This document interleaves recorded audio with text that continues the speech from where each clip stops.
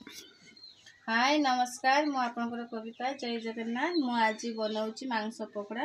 ये देखु ये बनसुगा नहीं अदा रसुण जीरा शुक्ला लंका मु बटा ये दौची आटारे दबा गरम मसला बाटी एटा भी गरम मसला बाटी देछि।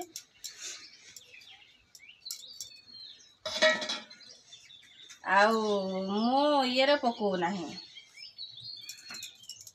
बेसन आप मैंने बहुत थर माने पकड़ा का छाड़ी थे। मु बेसन यूज करूना ये मु यूज करूँ। देखो मु कौन पकईकि आज पकड़ा करुँची। आपण मैंने भी थोड़े बनईकि खातु जने जानवे। यहाँ हूँ मोर फेमस अरुआ चाउल चूना। अरुआ चाउल चूना थोड़े पकड़ा करके खातु जने जानवे। यहाँ बेसी पकईबानी खाइबा सुड़ा कमकी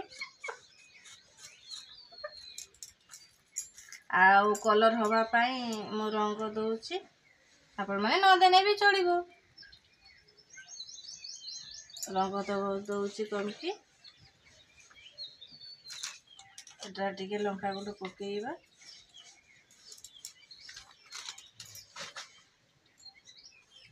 लूण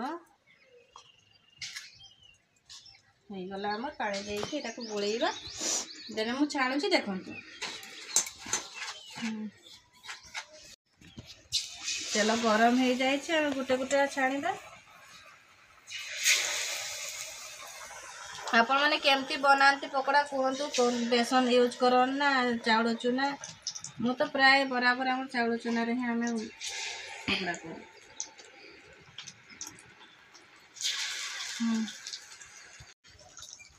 यहीटा है आसलानी मु सब छांकी देछि। लास्ट अच्छे देखो साइज आम काढ़ी दबु।